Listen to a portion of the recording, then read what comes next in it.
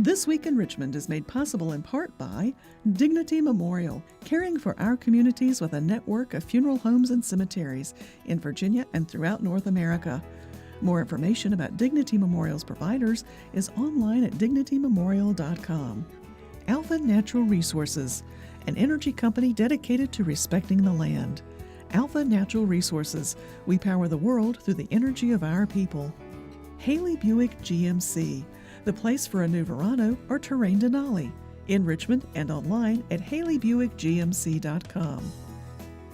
Everywhere there are lighting poles, there's one more opportunity to save money. Intelligent Illuminations provides cost-effective wireless lighting solutions for roadway or area outdoor lights. Kanawha Valley Arena, Virginia's cowboy town, hosting an array of events from Civil War reenactments to diesel truck pulls. More information online at virginiarodeo.com. The Virginia Chamber of Commerce, the voice of the Virginia business community, working in legislative, regulatory, and political arenas to promote the free enterprise system. Additional support is provided by these sponsors.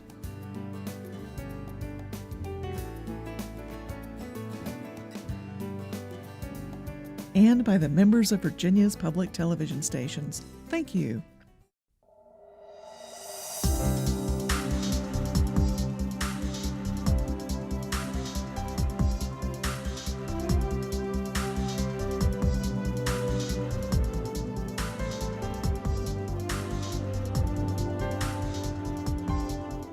Welcome to This Week in Richmond. Welcome Senator Janet Howell, Delegate Ken Plum, two members from Northern Virginia, and people all over the Commonwealth will be seeing and hearing your comments. Appreciate your being on This Week in Richmond.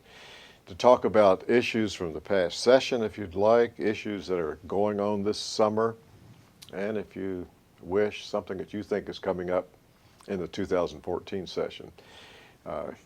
Ken, I'll mention this first because you hold some seniority over the senator from serving back in the late 1970s and then coming back in 1982, second in seniority, only to Lacey Putney being the only one more senior, and Senator Howell serving since 1992 and fourth in seniority.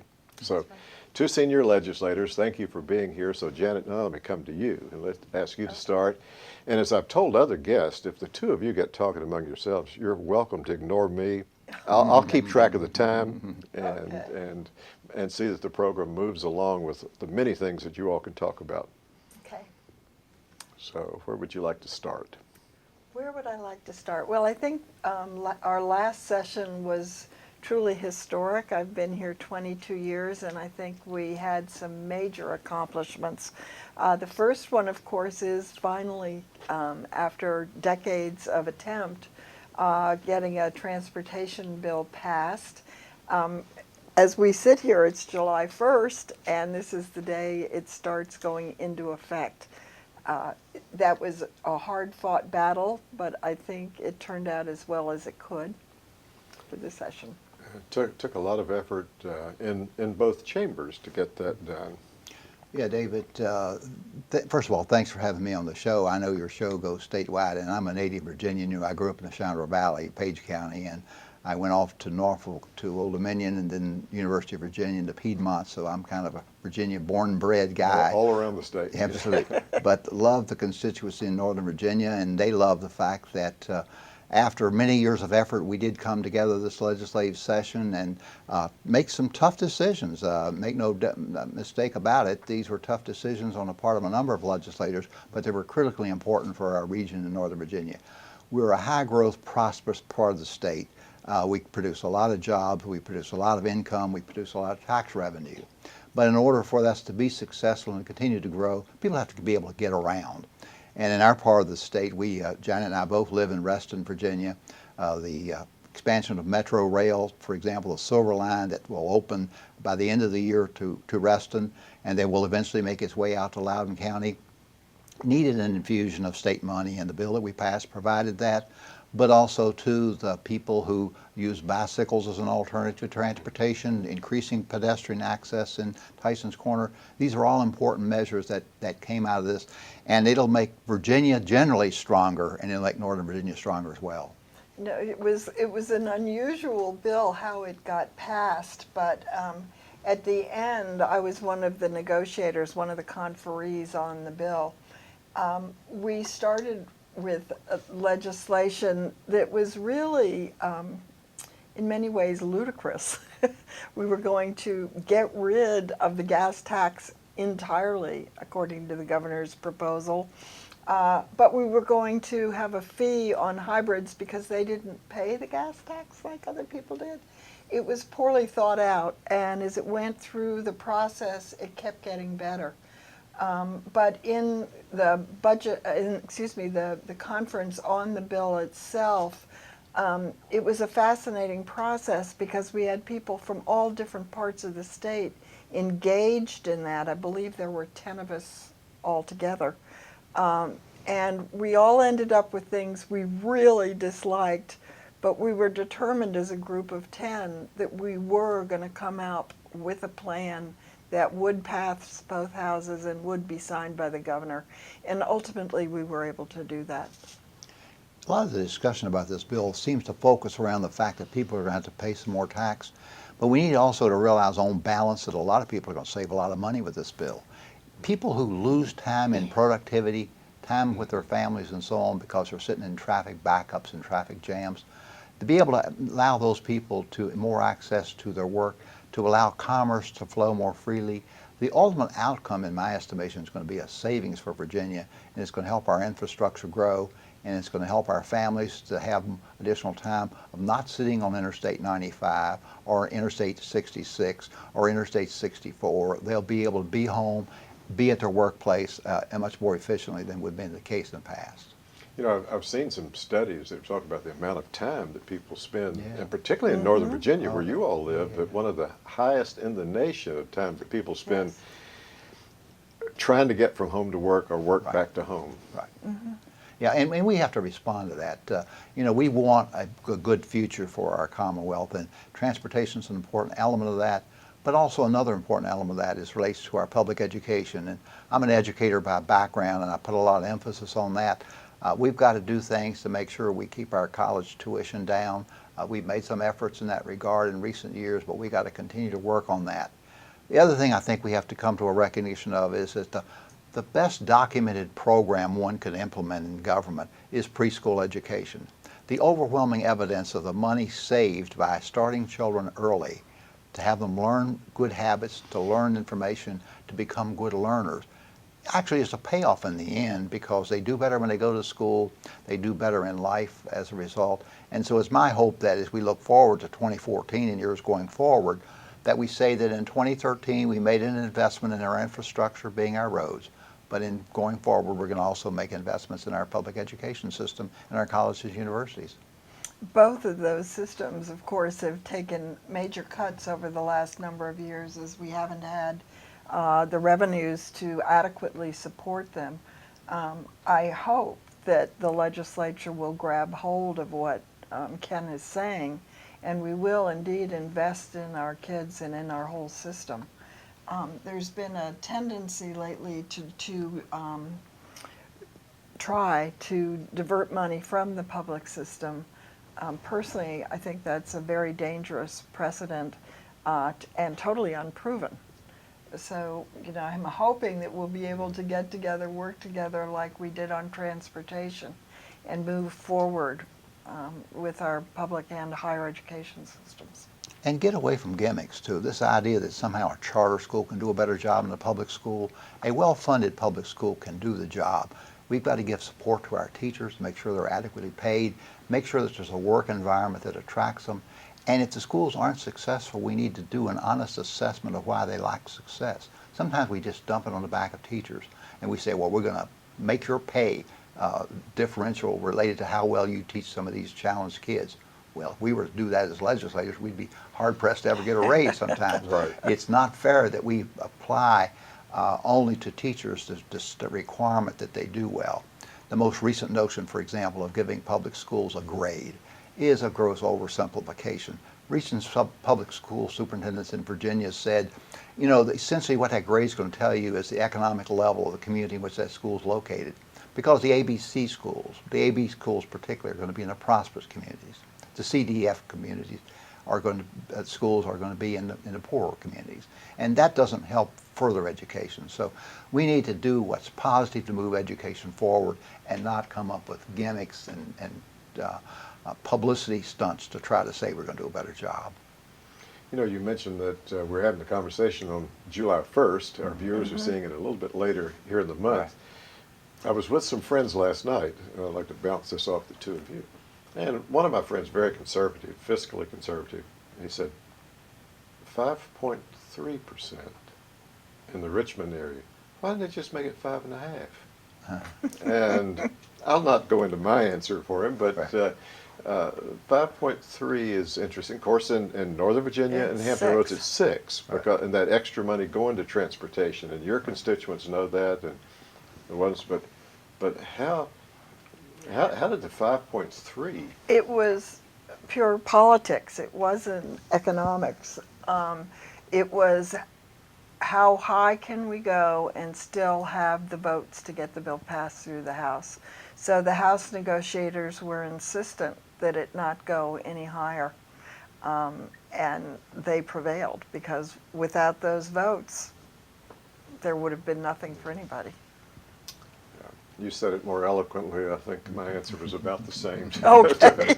to my friend. I said, it's what we get through. It's what we get through, and that. So we'll see, and we'll probably hear in most of the Commonwealth, those areas where you were born and lived, other times will probably stay 5.3 for some time. But the challenge, both the challenge and the opportunity, is the diversity of our Commonwealth. We have a very diverse Commonwealth, and we need to recognize there's strengths in all those regions. People often mention the technology in Northern Virginia, but we've got to also recognize we've got the world-class ports in the Hampton Roads, and we've got the wonderful work ethic of people in the Valley and in Southwest Virginia. Those are all things that can strengthen us. We do best when we work as a Commonwealth and not point out the differences among us, but rather to build on those differences to make a stronger Commonwealth. And perhaps, let me backtrack, perhaps I spoke too quickly in saying that 5.3 would be around for a long time, because being a resident of the greater Richmond area, I'm aware, as you all are certainly aware, that the Richmond delegation didn't quite get together on this, but we would be the next area of the Commonwealth that should see some dedicated revenue for this region. In the negotiations, there was a real split with the conferees from this Richmond area. The Senate ones actually wanted an opportunity for Richmond to also have a special taxing area. The House ones definitely did not. I think what gave all of us some comfort was the governor came in and provided a pathway for the Richmond region in the future. So it can be worked out for Richmond. It can be done. Yeah, we would be the third region that could do it. Could do that. So perhaps not as long then for Richmond as the rest of the Commonwealth. Other issues that, as you reflect on the past session, or I know one of the other issues is one that you're working on now, even in this interim time. Maybe we just move to that issue. Okay. The issue I think you're talking about is Medicaid expansion. Yes. Virginia is faced with the decision as to whether or not we're going to expand Medicaid under the Obamacare plan. It's politically highly charged, but when you look at the realities of it, I think the case is overwhelming that we should expand Medicaid. We will get up to 400,000 Virginians included. We will have it totally paid for by the federal government the first 3 years, and then 90% in the out years. We will be bringing in about $2 billion a year in federal monies to pay for this. And if we don't do it, Virginians won't have the medical coverage. Those 30,000 jobs it would create won't be here. Our money will go to other states. And I just think that's an intolerable option. What the Medicaid Innovation and Reform Commission is looking at, and I serve on that, is ways that Medicaid can be reformed so that we will get through the pathway to having us in Virginia covered. The Secretary of Health and Human Services, Dr. Bill Hazel, has been very active in this, and the federal government has been very responsive to the reforms we want. We're lucky that the person in charge up in Washington used to be our Secretary of Health and Human Services, Marilyn Tavenner. She knows us well and the needs of the state well, and she's being very responsive. So I am optimistic. There is a split currently between most of the Senate representatives and most of the House representatives.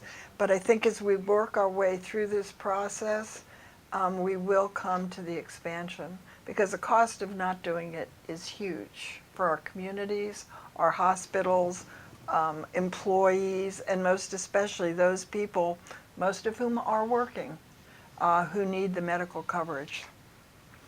You know, some of the arguments that I've heard, and you all have heard them too, of those who would not be for the expansion would say, well, those who can't afford it are getting health care already. How do you answer that when someone says that to you? They're getting it in the most inefficient and costly way possible. They're basically going to the emergency rooms, and they're not getting any preventive treatment. We can't afford to keep doing that. And for them to be put into a managed care Medicaid program would make it better for them and make it better for the rest of us who are paying for it. Yeah, I would challenge that, David, that they're getting medical care now, because it is the case that there are too many people. There are 1 million people in Virginia who are uninsured. When they're uninsured, that means they make decisions about whether to pay the rent or get the prescription filled. It means they don't get preventative care. It means they go to the emergency room. That's the most expensive way to go. They can't pay their medical bills. That raises the cost of everybody else who pays their medical bills. So it would be unconscionable, in my estimation, for us not to go into an expansion of Medicaid. The deal is too good for our Virginians. It brings people in underinsured covered, maybe 400,000 people, as that many. It could be 20 to 30,000 jobs created in Virginia as a result of that. And from a humanitarian point of view, for heaven's sakes, it would allow people to stay healthy, not try to get better, but to stay healthy by having preventative care. So I think those who've advocated that reforms are needed in the system have done a service by insisting that those reforms be made, and we're making slow but sure progress in reforming those. But then when we also get to the point of saying, then, are we going to go into a program that people throughout the United States are going to be able to take advantage of, that Virginians not be able to take advantage of? We're the 8th wealthiest state in the Union. We do not need to walk away from the billions of dollars that should be available to Virginians for quality health care. And it would be my hope, and I commend Janet Howell as a senator who's on that committee, the progress that they're making to bring that forward. And I believe after January, the road will be clear that Virginians will make the right decision. You know, I think you hear it more in your chamber than in yours. You hear this sometimes too, and I wonder how you would respond to a colleague who would say that, well, federal government's going broke. They don't have money. How do we know they're going to provide the money? When you hear that, either from a constituent or from a colleague, how? Well, the rising cost of federal government has been essentially related to fighting a couple of wars at the same time without making provision to pay for those wars. It's been related to programs that have not had appropriate reform. What we're talking about is a situation of where when you keep people healthy, you keep them working. When they work, they pay taxes. When they work, they don't need to be a ward of the state. We're talking about positive steps towards getting people engaged in a growing economy. That, for example, in the recent years, the debt, contrary to public understanding sometimes, is actually going down. And as we extract ourselves from some very unwise wars, the federal government is going to be balanced. And if, in fact, we look forward to what the services of government ought to be, you know, there's going to be services not provided by the government, but by the private sector. This health service that we're talking about is going to be provided by private individuals who are working and making money. It's going to stimulate the economy, not detract from the economy. And of course, as we go forward, we can put a condition on the acceptance that if it falls below pick a number, federal support, then we will opt out again. So there are options out there that the federal government is letting other states take. I was thinking, I'd heard some states are Yeah. taking that cautionary step. Is that same way? Mm-hmm. So you have another meeting scheduled later this summer, I believe. I believe that's And- right, yeah, and so, mid-August. So that we've told our viewers before they can go on the General Assembly website and the calendar and this meeting as well as the others that you all have during the summer are right there, and it's a good time for constituents and for concerned people to be involved in this time of the year. Absolutely, and this is the time when we're coming up with recommendations, we're studying issues, we solicit public input. Once we get to the session, when we're dealing with 1,500 bills in a few weeks, it's sort of chaotic and most minds have already been made up. So now definitely is the most effective time to impact what's happening down here. Sometimes people say we're a part-time legislature and get the idea that we only work when we're in Richmond, having little understanding of the fact that it's a 12-month-a-year job. And throughout the course of the year, we're involved in studies, meeting with constituents and so on. And I share Janet's suggestion that if you have issues that are of concern to you, you let us know those now, that we can go to work on them before we get to Richmond. Sometimes then it's too late because we're so busy and the agenda is so set that it's important to work throughout the summer and the fall on developing an agenda for next year. Yeah, we hope our viewers are hearing that and seeing that and understanding that, and I'm sure your constituents know that too, that this is the time to be talking with you. It clearly is. Yeah. And you know, David, there's another issue that I want to give Senator Howell credit for leading on, and that's the whole mental health issue. Mental health is an issue that we need to give more attention to in Virginia. Most recently, it's come into focus as we have the gun violence issue coming to the fore, and a recognition that if we were to have, as I would propose, that we have a universal background check, hopefully at the federal level, so that it exists at all levels, that one of the ways we'd be able to make an indication would be those people who are danger to themselves and to others, that we'd be able to check that out through a system that would be adequately provided for through our mental health programs. And we've got to do more. The indications are that 1 in 5 children suffer from some kind of emotional or mental condition, and we've got to be able to respond to that.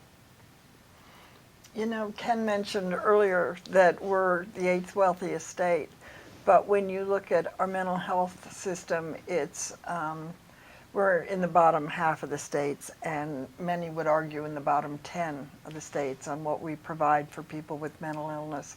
And what we have been doing over the last couple decades is, as we don't provide the medical care they need for their illness, we incarcerate them. So at this point, we have about between 18 and 20% of the people in our jails and prisons are there mostly because they're sick. And that is a cruel thing to be doing, and it's also a costly, expensive way to handle this situation. So I'm really hoping that we will be able to shine a spotlight on this and improve our system for people with mental illness. Right now, it's really pitiful. Well, as you think about the upcoming session, you've got some issues already in mind.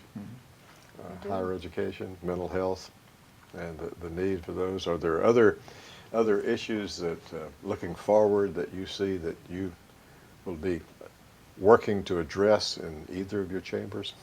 Well, David, part of the outcome of that's going to be what happens this fall. You know, we elect a House of Delegates and we elect a governor or a lieutenant governor or attorney general, and this fall's election is going to be as clear a choice as I think Virginians will have faced in a long time, if ever they've had that kind of choice.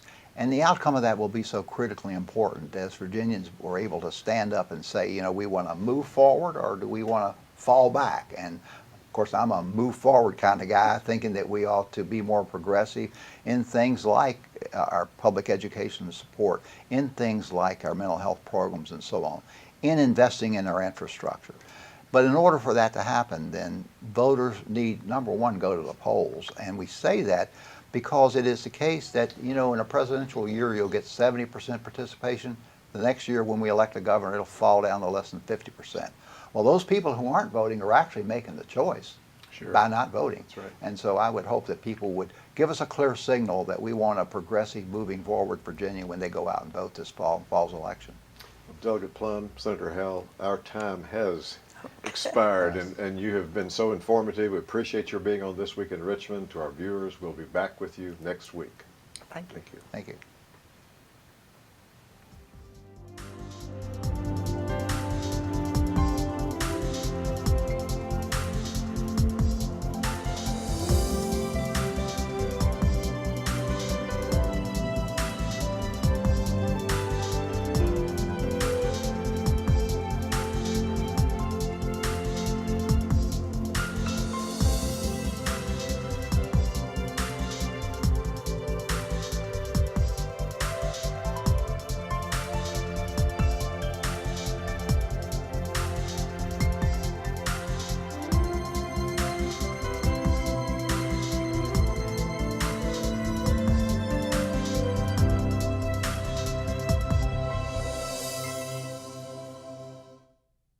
This Week in Richmond is made possible in part by Dignity Memorial, caring for our communities with a network of funeral homes and cemeteries in Virginia and throughout North America.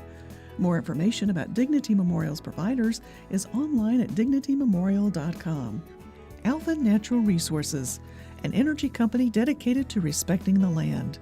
Alpha Natural Resources, we power the world through the energy of our people.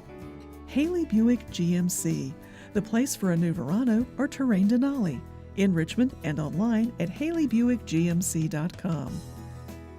Everywhere there are lighting poles, there's one more opportunity to save money. Intelligent Illuminations provides cost-effective wireless lighting solutions for roadway or area outdoor lights. Kanawha Valley Arena, Virginia's cowboy town, hosting an array of events from Civil War reenactments to diesel truck pulls. More information online at virginiarodeo.com. The Virginia Chamber of Commerce, the voice of the Virginia business community, working in legislative, regulatory, and political arenas to promote the free enterprise system. Additional support is provided by these sponsors.